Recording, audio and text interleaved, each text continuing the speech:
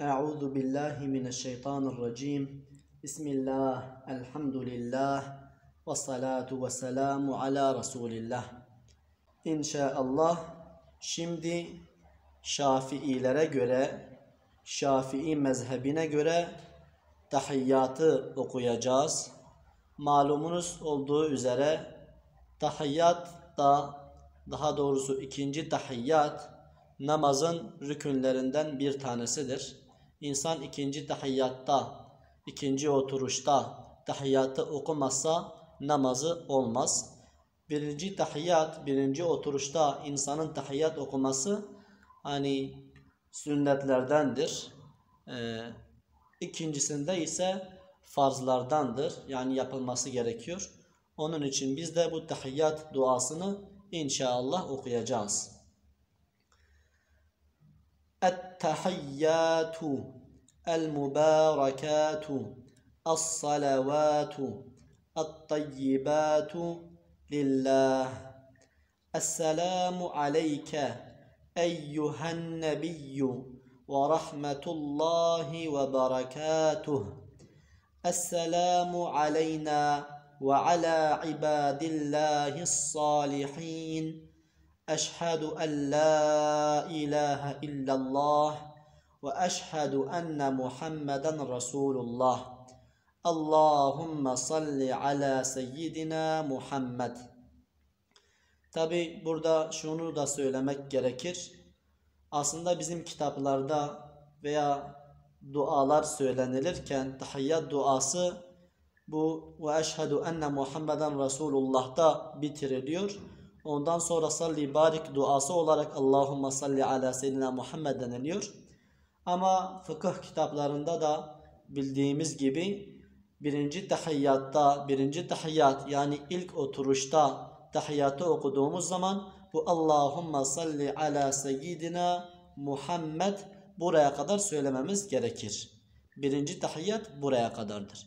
İkinci tahiyyat yani ikinci oturuşta ise bu ettehiyyattan başlıyoruz ta salli barik duasını bu sefer hepsini okuyoruz.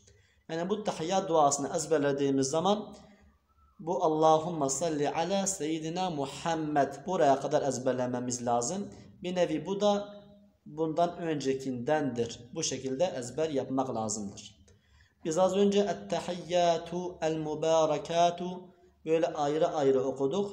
İnsan şu şekilde de okuyabilir. Ettehiyyatul mübarekatus salavatut tayyibatu lillah.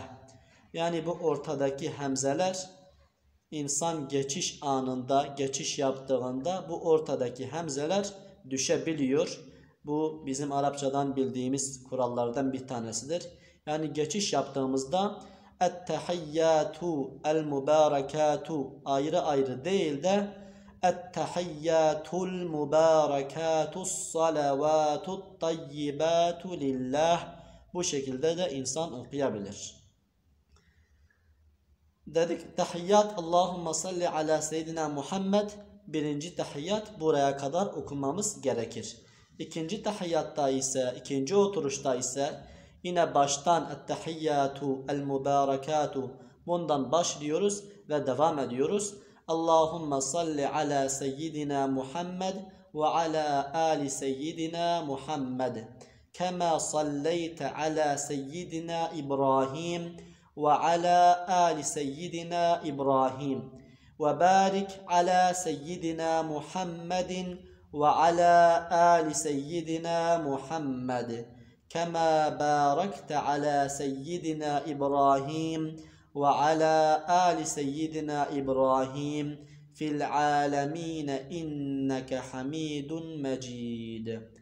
İnsan bunu söyledikten sonra bazı dualar var. İnsan onları da kendine okuyabilir selam vermeden önce. Mesela Rabbena atina fid dunya haseneten ve fil ahireti haseneten ve qina azabennar.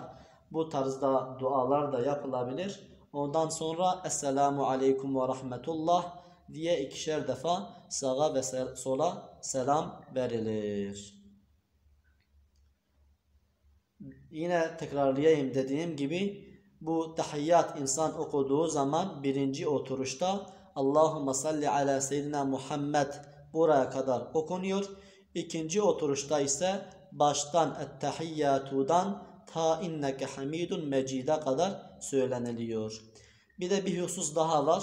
Bazı tahiyyat duasından sonraki bu salli barik dualarında Allahümme salli ala Muhammedin ve ala ali Muhammedin. Yani bu seyyidina kelimeleri yoktur. Yani kema salleyte ala İbrahim'e bu seyyidina lafzı, bu seyyidina kelimesi söylenilmiyor. Bu seyyidina kelimesi söylenebilir de söylenmeyebilir. Hatta bazı alimler söylenmesini daha iyi olduğunu görüşünü savunmuşlardır. Velhamdülillahi Rabbil alemin.